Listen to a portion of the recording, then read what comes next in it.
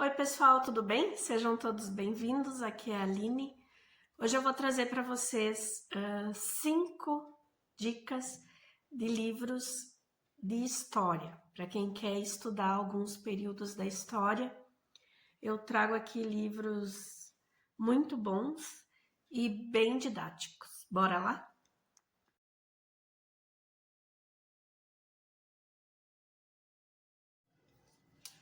Então, pessoal, eu tava pegando material da graduação ainda, tava organizando e me veio a ideia de fazer para vocês assim um vídeo indicando 5 livros de história que de alguma maneira passaram, 4 deles passaram por mim durante a licenciatura e que eles são muito bons, eles são escritos de maneira bem didática e eles trazem muito conteúdo.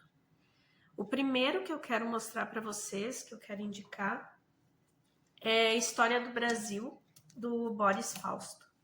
Esse livro é um catatal, assim, ele tem 670 páginas, se não me engano. Mas ele é muito bom, porque ele vai trazer aqui um resumão da história do Brasil. A gente vai ter aqui desde motivos, ele começa lá com motivos na Europa, na Espanha, em Portugal, na Holanda, que levaram esses países a começar com essas aventuras na busca de novas terras. A gente vai ter aqui essa chegada dos portugueses no Brasil, a gente vai ter toda essa disputa de território que aconteceu entre os espanhóis, os portugueses e os holandeses. A gente vai passar por todas as capitanias hereditárias, a gente vai ter todo esse deslocamento, a gente vai ter toda aquela questão de trazer esse povo de Portugal para cá, para fixar e para defender o território. A gente também vai ter aqui toda a questão dos africanos serem trazidos para serem escravizados, a gente vai ter toda a questão da escravidão indígena também. Depois a gente vai passar pelo momento império, república, pelo momento em que os italianos começam a chegar para trabalhar aqui no Brasil, a serem trazidos, né, também. Toda essa questão de branquear a raça, né, aqui. Depois a gente vai ter toda a questão a partir da década de 30 com o Vargas. A gente vai ter a questão das eleições do próprio Vargas, que é reeleito, do Juscelino Kubitschek, do Jânio Quadros, do Jango, né, com a desistência do Jânio. A gente vai passar daí por todo o processo que levou a nossa ditadura em 1964, todo esse período da ditadura, os 20 anos até 84, todo o processo de reabertura política, a volta das eleições, com o Tancredo e com o Sarney, e dali em diante. Ele vai abranger toda essa parte, todo esse período histórico do Brasil. E ele é super interessante porque ele faz isso com bastante conteúdo, mas de uma maneira assim, ó, muito didática. É muito bom de ler esse livro, tá? Então, fica aqui a primeira dica, História do Brasil, de Boris Fausto. O segundo livro que eu quero indicar para vocês é um livro muito bom. Eu tive contato com algumas partes dele na universidade e agora que eu peguei ele, que eu tô começando a ler inteiro. Mas eu tô apaixonada. É O Outono da Idade Média, do Johann Huizinga. Esse livro aqui, ele é fantástico porque ele foi publicado em 1919. O autor é holandês e ele ele faz um apanhado assim da Idade Média, principalmente da França e dos Países Baixos, foi onde ele focou mais a pesquisa. E esse livro é meio que um acontecimento, assim, porque ele não traz pra gente só a pesquisa. O autor, ele foi a fundo para pesquisar, para identificar o comportamento das pessoas no dia a dia. Então aqui a gente vai ter um período bem longo da história sendo contado principalmente através do cotidiano dessas pessoas. E é uma obra muito boa, assim, para quem quer conhecer e estudar mais um pouquinho sobre a Idade Média. Esse livro aqui é fantástico.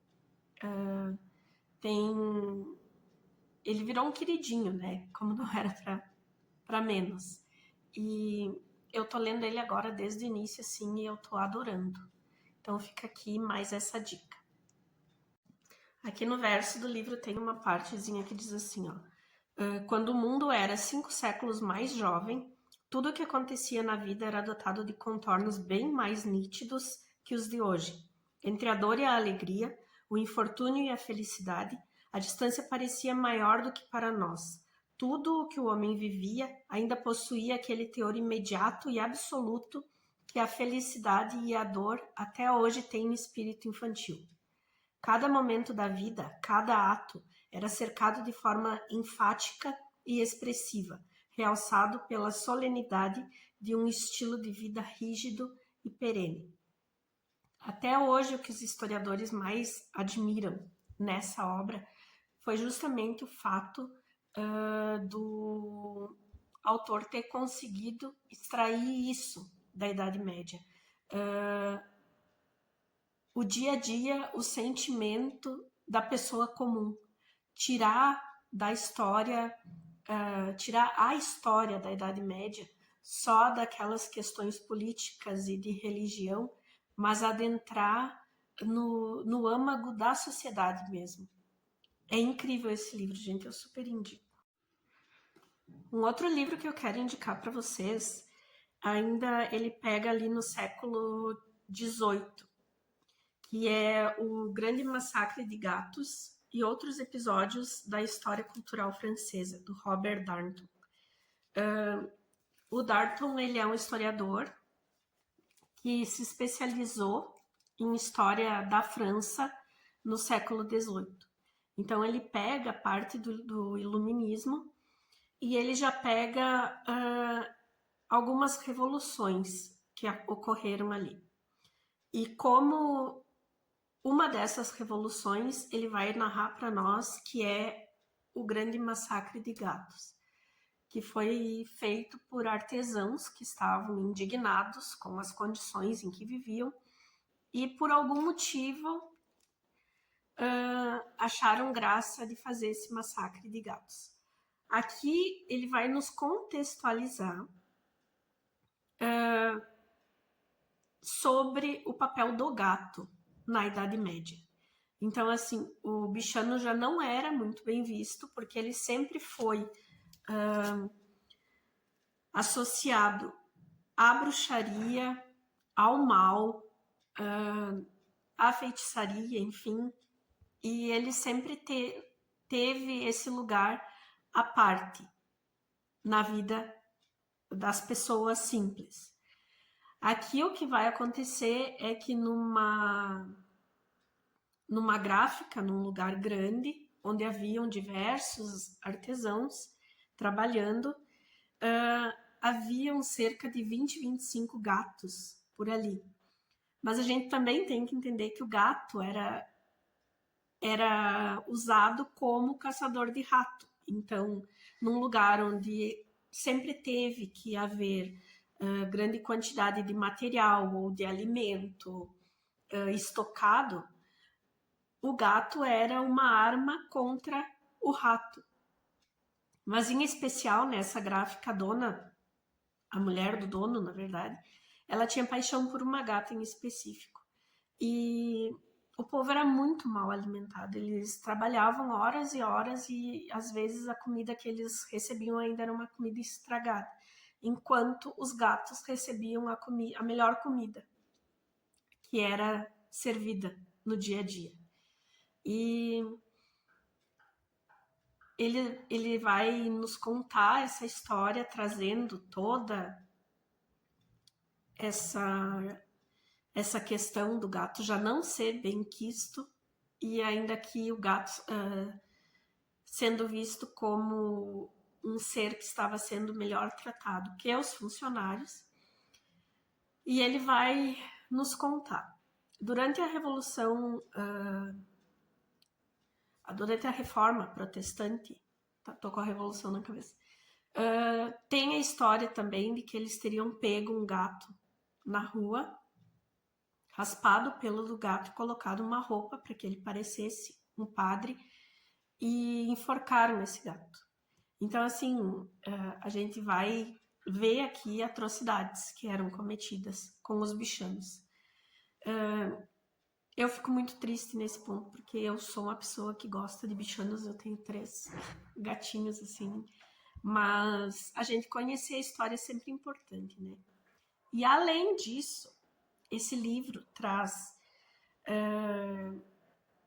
uma parte muito interessante da cultura francesa, que é um estudo feito pelo Darnton sobre as histórias infantis.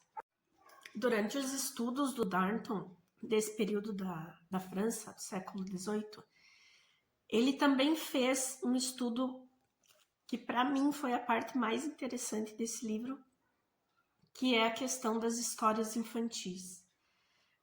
Ele começa falando que o normal para as pessoas naquela época, para a sociedade, né, gente, para o grande número de pessoas, era conseguir sentar de noite ao redor de uma fogueira, e era o tempo que os adultos, inclusive, tinham perto das crianças. E nessas fogueiras eles contavam essas histórias para que as crianças recebessem de alguma forma essas advertências. Porque as histórias infantis, elas não surgem como a gente conhece depois, contado pelos irmãos Grimm ou nos contos do Andersen. A história infantil, ela surgiu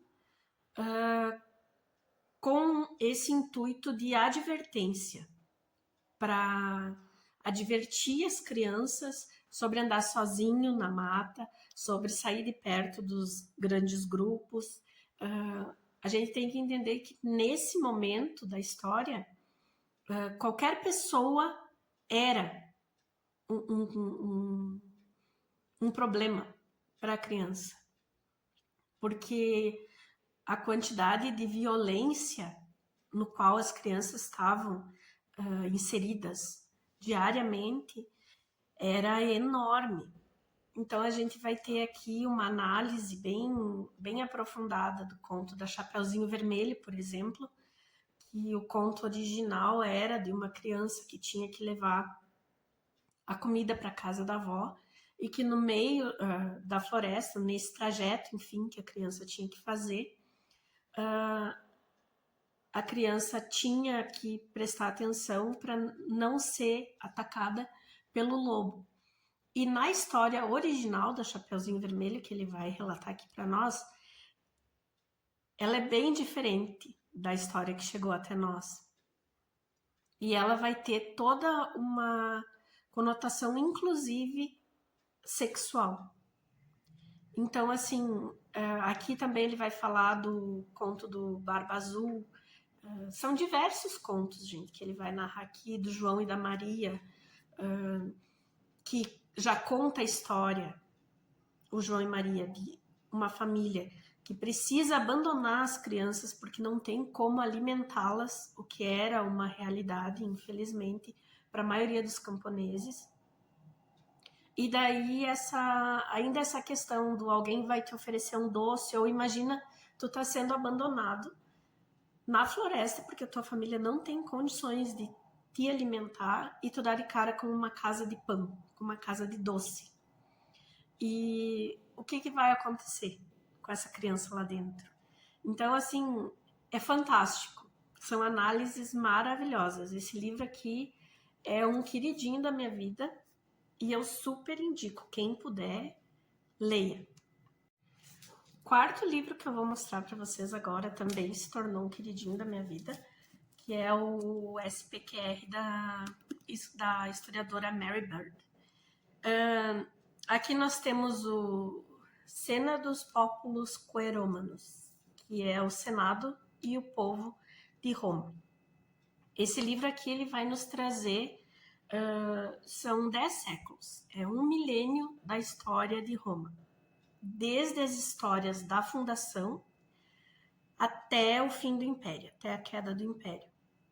Então aqui a gente vai passar por diversas lendas de fundação, como a do Remo e do Rômulo. A gente vai passar pela Era dos Reis, que foi a questão do assentamento e quando eles começaram a conquistar as terras onde estava sendo criada a cidade. A gente vai ter toda a questão da formação do Senado, depois os triunviratos e depois, a partir do Augusto, todos os imperadores que seguiram. Essa escrita dela é muito boa, é muito fluida. Era um livro assim que literalmente ficou meu livro de cabeceira. Toda noite eu tinha que ler um pouco antes de dormir, porque eu estava com outras leituras também, então eu não me dediquei assim só a ele, mas ele roubou a cena. E uma coisa interessantíssima que ela traz aqui é que ela conseguiu preencher lacunas que nós tínhamos da história de Roma através de achados arqueológicos bem recentes. A partir de 2015, começaram a encontrar, a desenterrar diversas obras, seja cerâmica, até pisos, né, de construções com desenhos. E nessas descobertas arqueológicas, muitas lacunas da história foram preenchidas. Então, apesar de tudo que a gente já conhece de Roma, ela acrescenta muita coisa nessa obra aqui. Eu achei fantástico. Para mim, é um livro que, tipo, tranquilo eu poderia sentar e ler, pegar ele numa pegada assim e ler só ele. Tem partes ainda que eu volto às vezes, sabe, para dar uma pesquisada assim, de tão bom que eu achei esse livro. Então, assim, para quem quer conhecer a história de Roma mais completa e já com essa história descoberta recentemente, eu super indico esse aqui. É um livro que traz toda essa informação. Fica aqui a dica. E o último, mas não menos importante, que eu quero deixar a dica aqui.